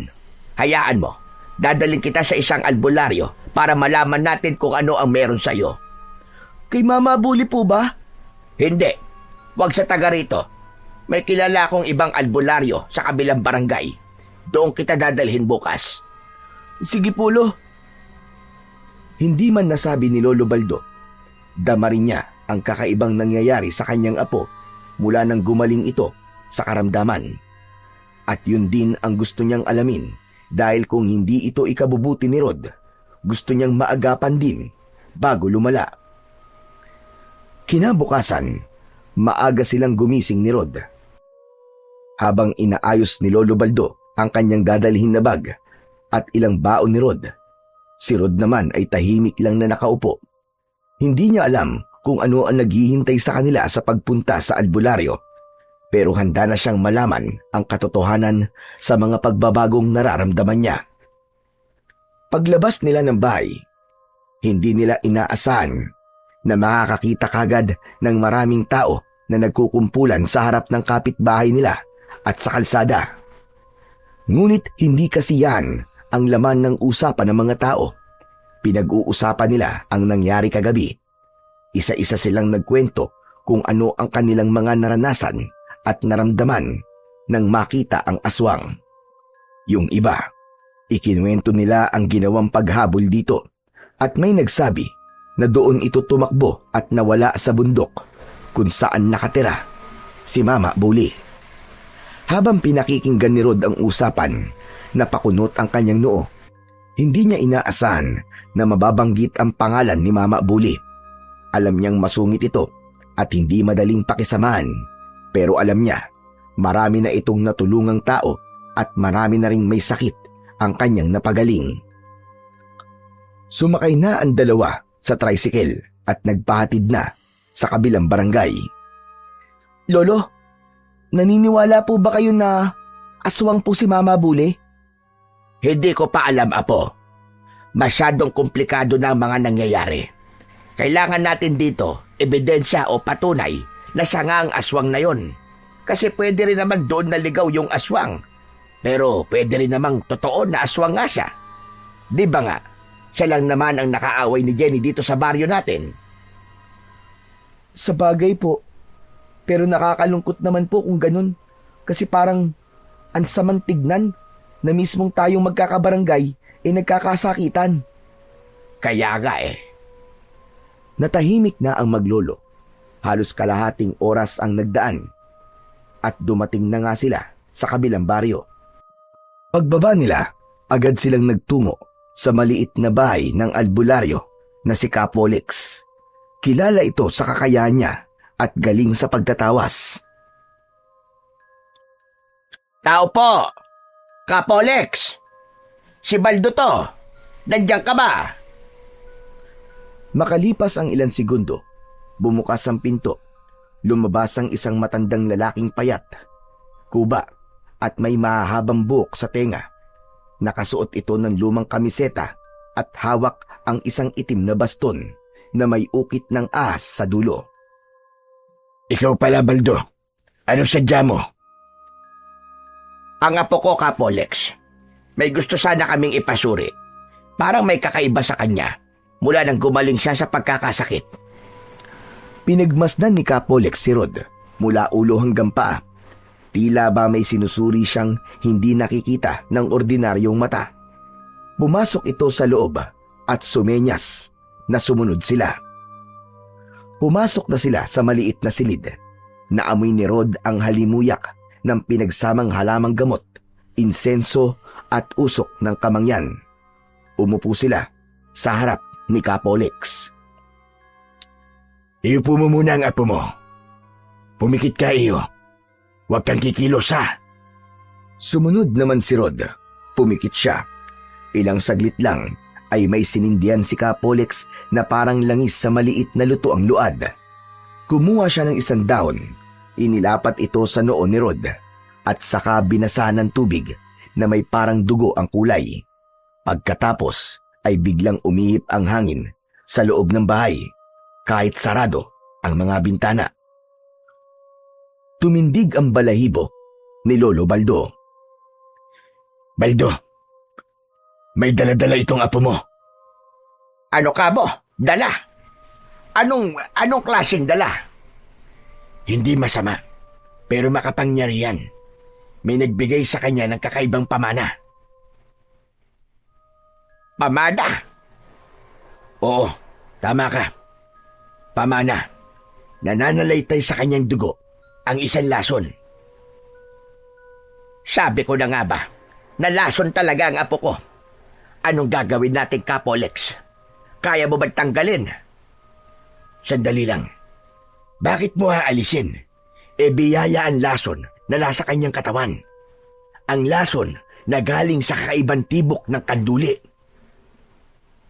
Oo nga, natusok nga siya noon nung nangingisda kami. Tapos nagkasakit siya ng malala. Saka, paano naging biyaya yon? Ang lason na nasa kanyang katawan ay hindi makakasakit sa kanya. Kundi, makakasakit yun sa iba. Sa mga masasama, sa mga aswang, o di naman kaya ay sa mga mangkukulam. Talaga ba, Capolex? Ang bihira na yan. Hindi ka pa yata naniniwala sa akin eh. Totoo ang sinasabi ko. Pero mas mapapalakas nito ang kapangyarihan niya kung suot niya ang mutya ng tibok ng kanduli. Ano kanyo? Saan naman namin makukuha yon? Ang mutya ay nasa mismong tibok ng isda na nakatusok sa kanya. Lolo, di ba ipinatabi ko po sa inyo yun? Naitabi niyo po ba? Oo naman. Alam ko na itago ko yun eh. Inalis ko yun sa isda bago ko lutuin. Hahanapin ko mamaya sa bahay. Mabuti kung ganun. Gumawa ka ng kwintas at gawin mong palawit ang tibok.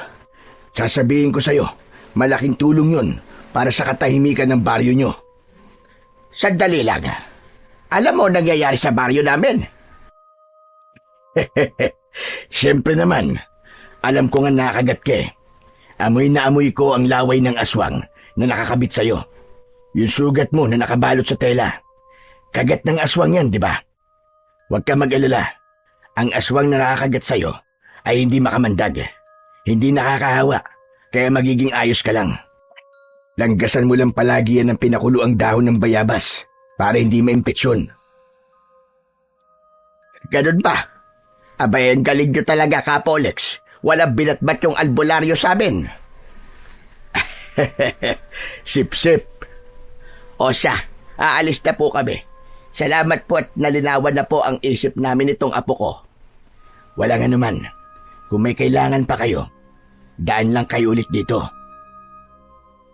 Umalis na ang maglolo. Sumakay na ulit sila ng tricycle pauwi sa kanilang baryo. Tahimik si Rod habang nasa biyahe. Marami siyang iniisip. Pagdating sa bahay, agad na naghanap si Lolo Baldo sa kanyang mga gamit. Hinanap niya kung saan niya naitago ang tibok o tinik ng kanduli sa likod. Nahanap niya itong nakasuksok sa isang lumang aklat na Biblia. Kaagad kumuha ang matanda ng tuyong dahon ng abaka at ilang bagay na ginagamit sa paggawa ng anting-anting. Rod, halika rito. Nakita ko ng tibok ng isda. Gagawin ko itong kwintas para sa'yo. Sige po, Lo. Maganda po ba yan? Abay, syempre naman. Alam mo bang tinuruan ako ng lolo at tatay ko noon sa paggawa ng mga ganito? Wow, talaga po. Ang galing niyo naman po, Lo. Gusto ko na pong makita kung paano po mabubuo yan. Sigurado ako magiging maganda.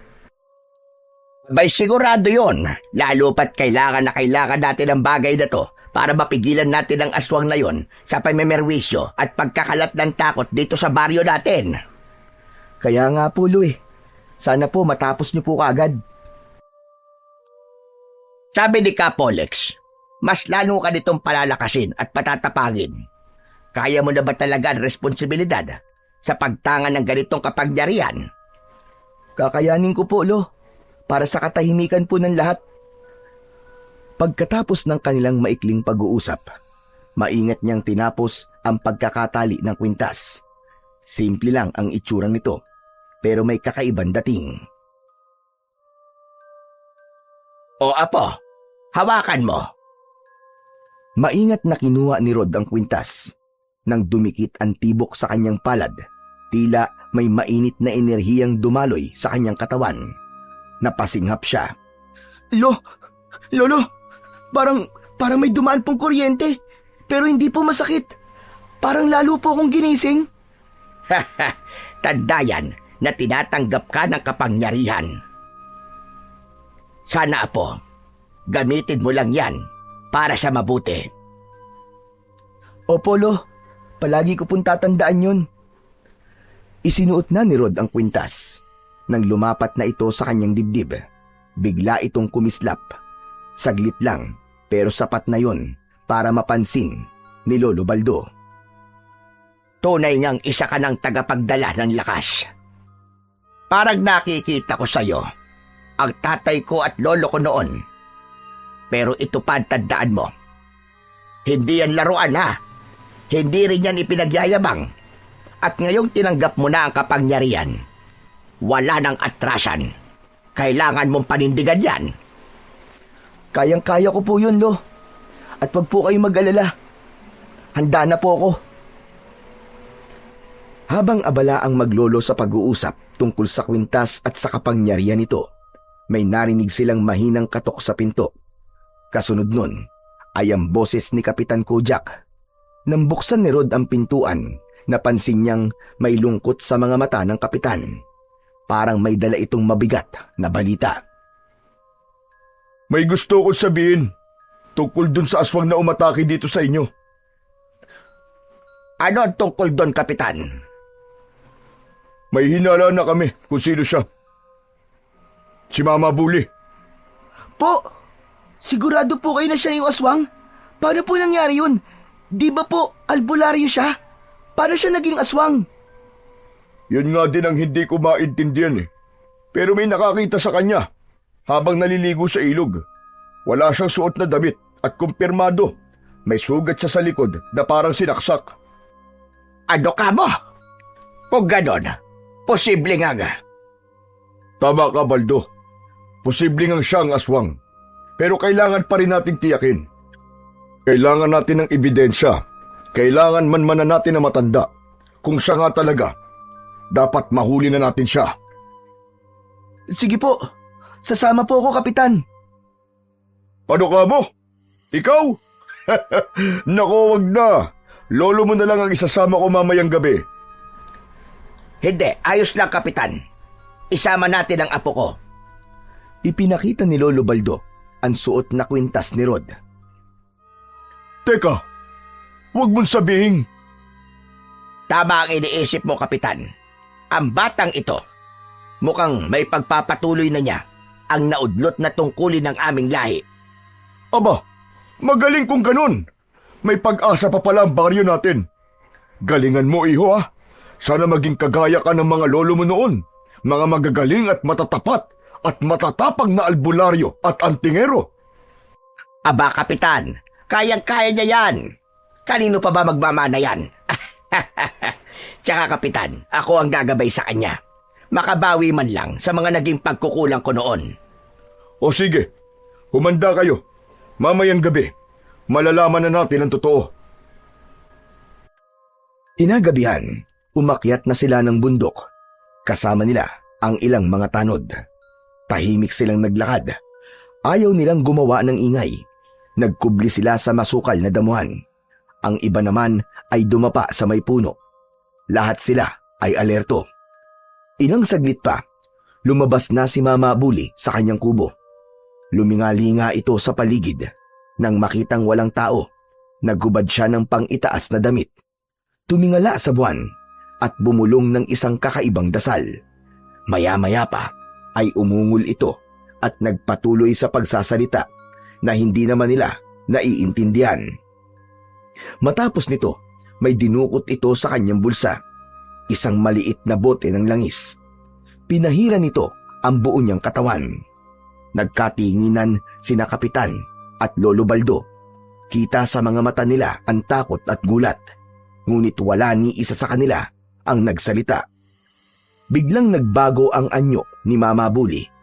Sa harap nila mismo, naging isang malaking baboy ramo ang matanda. Dito na sila sumugod. Ngayon na, Kapitan, bago pa makatakbo! Sugod! Sabay-sabay silang sumugod. Agad na napaikutan nila ang baboy ramo. Sumugod ang aswang sa ilan sa kanila. Mabuti na lamang at nakaiwas ang mga ito, kaya hindi masyadong napuruhan ng kagat at kalmot. Mabilis na kumilos si Rod. Nakikita niyang nagliliwanag ang suot niyang kwintas. Itinaas niya ang hawak na matulis na pana. Mabilis siyang tumakbo nang makitang nakalusot ito sa isang tanod na nasugatan. Agad niya itong hinarangan at sa isang iglap, sinaksak niya ito. Natamaan sa isang paa ang baboy ramo. Nadapa ito at tila nahirapang gamitin ang kanyang nasugatang paa. Nagkaroon ng pagkakataon ang kanyang mga kasamaan. Itinapon ni Lolo Baldo ang dala niyang lambat sa baboy ramo. Napahiyaw ang aswang at nagtatatalon, pero hindi siya makawala sa lambat. Nagsilapitan ng lahat sa kanya at pinagtulungan nila itong itali sa lubid. Hindi nagtagal, bumalik ito sa kanyang anyong tao. Nakahandusay ang matandang lalaki. Patuloy sa pagdurugo ang nasugatang paa. Halatang pagod na ito at galit na galit. Lumapit si Kapitan Kojak. Bakas sa mukha niya ang sama ng loob. Bakit mo nagawa to, Buli? Bakit ka naghahasik ng lagim dito sa baryo? Matagal na tayo magkakasama rito, hindi ba? Bakit? Bakit mo nagawa to? Ginawa ko to dahil na rin sa mga tao. Mga walang utang na loob. Tinulungan mo na't lahat, kakantiin ka pa rin. Kaya bitiwan niyo ako. Bitiwan niyo ako, mga traidor! Traidor? Talaga, Bule? Kami pa ang tinawag mong ganyan? Ikaw ang traidor sa baryo na to at hindi kami! Mga ingrato kayo! Akala niyo ba, hindi ko nararamdaman ang panghuhusga niyo sa akin? Lahat kayo! Tinapakan niyo ako! Hinusgahan! Nilait! Kinutsa! Wala akong halaga sa inyo! Hindi ito ang paraan. Hindi mo kailangan pumatay ng tao, Bule. Oo, pumatay ako. Nagkalat ako ng lagim dito. Pero nagawa ko lang yon dahil sa labis na sama ng loob. Sinabi ko, walang utang na loob ang mga tao dito. Lahat kayo masasama. Lahat kayo dapat patayin. Pinilit kong maging kapaki-pakinabang sa inyong lahat. Ginusto kong makatulong. Ginusto kong makagamot sa mga may sakit. Pero anong iginanti niyo sa akin? Isang paratang lamang. Kinilimutan niyo lahat ng mabubuting ginawa ko. Alam namin lahat ng ginawa mong tulong dito, Bule. Pero yung ginagawa mo ngayon, hindi mo dapat ginawa. Hindi ka dapat gumanti. Ako, pati ako pinagtangkaan mong patayin. Anong kasalanan ko sa'yo? Hindi naman ikaw ang gusto kong patayin, kundi ang iyong apo. Dahil banta siya sa akin. May laso ng kanyang dugo. Hindi ko dapat baliwalain yon. At kapag napatay ko na siya, lahat kayo, isusunod ko. Tama na! May batas pa rin sa lugar na to. At kailanman, hindi kami papayag na sirain mo ang katahimikan dito. At anong nakakatawa, Bule? Nakakatawa lang, Kapitan. Kayong mga tao, akala nyo kayo lang ang may karapatang magtakda ng kung ano ang tama at mali. Kayo rin naman, madaling makalimot, madaling magbingi-bingihan kapag kayo ang nakikinabang. Hindi lahat ng tao ganoon, Bule. Huwag mong idamay ang buong baryo sa galit mo. Kung may pagkukulang kami noon, sana sinabi mo. Sana kinausap mo kami. Hindi yung pinili mong manakit at maghasik ng takot sa mga tao. Kausap? Anong kausap ang sinasabi mo, Kapitan? Walang makikinig sa matandang tulad ko. Tinawanan ako. Iniiwasan. Binansagang baliw. Kaya pinili kong gumamit ng takot. Kasi doon lang kayo natutong makinig. Hayop ka pala. Anong klaseng pag-iisip ang meron ka? Kaya ka ng biktima? Kaya ka pumatay? Para pakinggan ka? Para lang mapansin ka? Kawawa ka naman, Bule. Totoong baliw ka. Tumahimik ka! Hindi ko kailangan ng opinyon mo, talunan! Akala mo kung sino ka. Isa ka lang namang walang kwentang anak at apo. Binaliwala mo ang ipinamana sa iyong karunungan ng iyong angkan. Akala mo hindi ko alam yon? Kaibigan ko ang tatay mo. Alam ko ang lahat ng tungkol sa iyo. Ipinagpalit mo silang lahat sa isang babaeng walang kwenta. At anong napala mo? Wala! Hindi totoo yan. May dahilan kung bakit pinili ko ang asawa ko. May dahilan din ako kung bakit hindi ko tinanggap ang pagiging albularyo. At hindi ko kailanman pinagsisisihan yon dahil masaya ako sa nangyayari sa buhay ko. Oh, edi ikaw na. Ikaw na ang masaya. Pakawalan niyo ako dito. Pagbabayaran niyo to ng malaki. Magbabayad kayo! Tama na! Tama na po, Mama Bule. Tama na po. Alam ko pong malungkot ang naging buhay niyo. Pero may pagkakataon pa po para magbago. Tama na po, Mama Bule. Huwag niyo pong hayaan na tuluyan kayong maging halimaw. Halimaw? Hindi ako nagsimula bilang halimaw.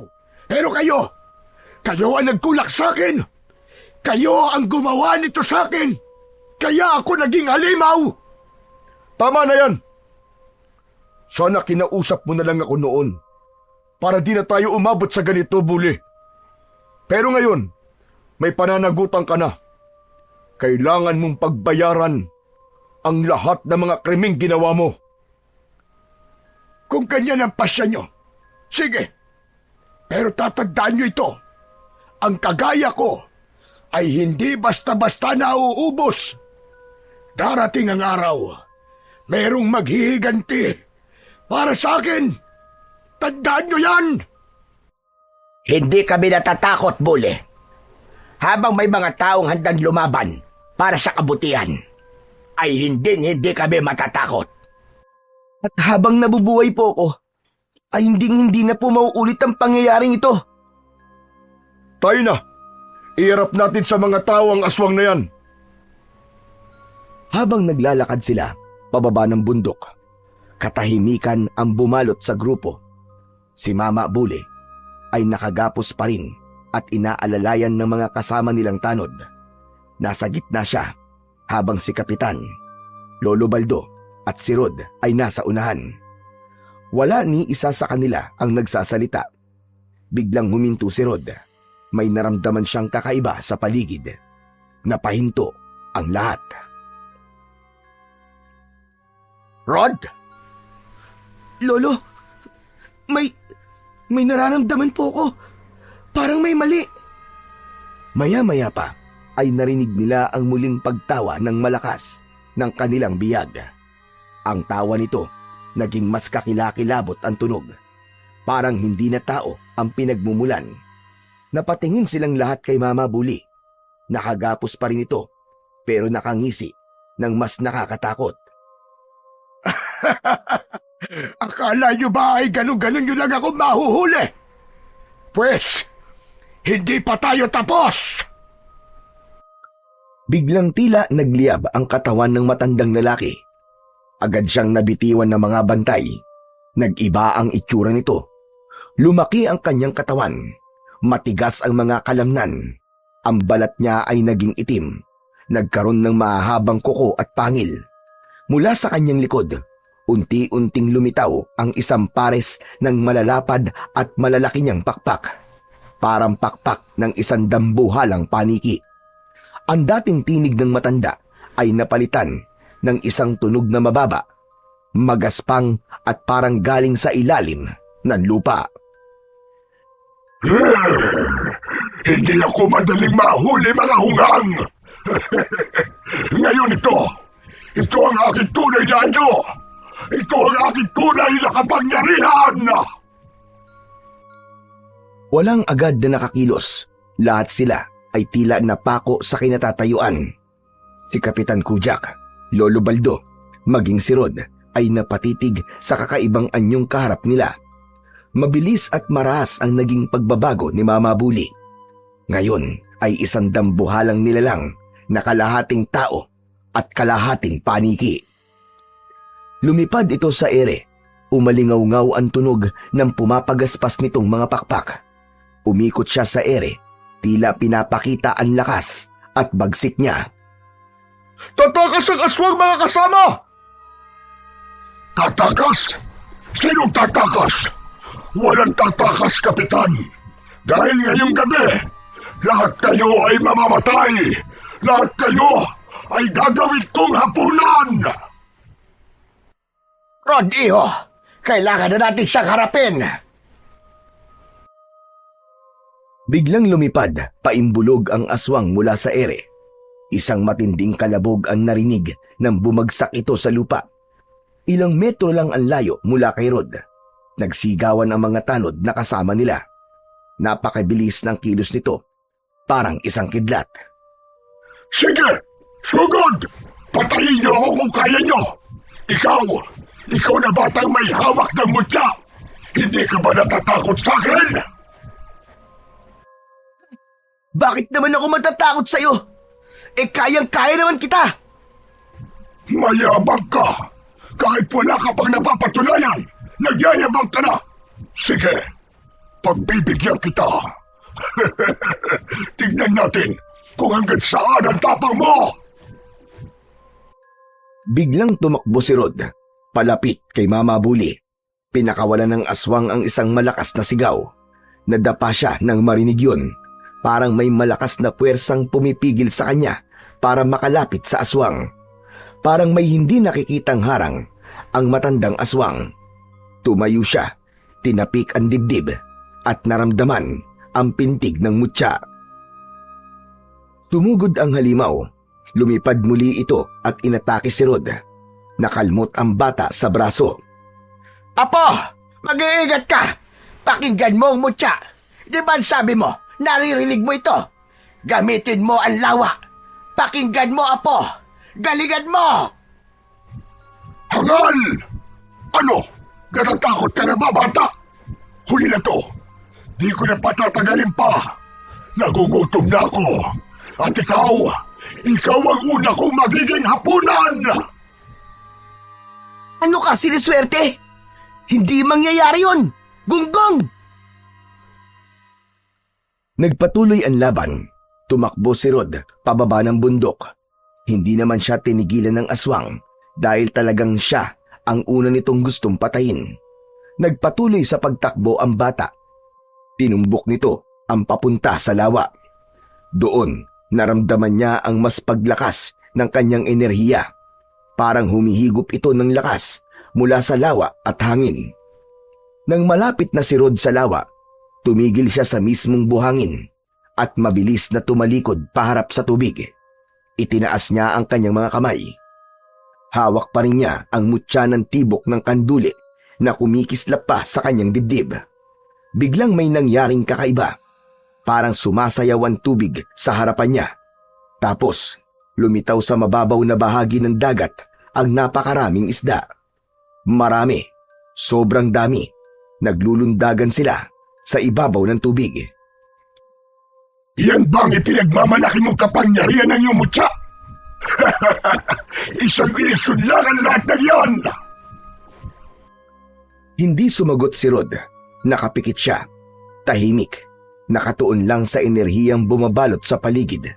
Ramdam niya ang malalim na koneksyon sa kalikasan, sa hangin, sa lawa, at sa buhangin sa ilalim ng kanyang mga paa. Mabilis na sumugod ang aswang. Hindi na siya makapaghintay na tapusin ang bata. Mabilis ang galaw ng kanyang mga pakpak at sa isang iglap, pumwesto ito sa likuran ni Rod na hindi pa rin kumikilos. Rod, Apo! Sa likod mo! Tapusin mo na, bata! Ang kanyang kakagatin sa batok ang kanyang biktima at ibaon kay Rod ang matatalas niyang pangil kasabay ng pagpunit nito sa murang katawan ng bata gamit naman ang matatalim na kanyang kuko. Inilapit niya ang kanyang katawan. Ngunit bago pa man niya magawa ang balak, biglang may tumubo sa likod ni Rod. Matigas, matulis at madulas na tibok o tinik ng isang isdang kanduli na parang isang sibat. Humaba ito, inabot si Mang Buli. Parang mga patalim na sinugat nito ang katawan ng aswang. Hindi! Ano ito? Anong ginawa mo? Napaatras ang aswang. Nagsisisigaw ito. Ang katawan niya ay biglang nagkaroon ng mga itim na guhit. Tila gumagapang, kumakalat sa kanyang laman.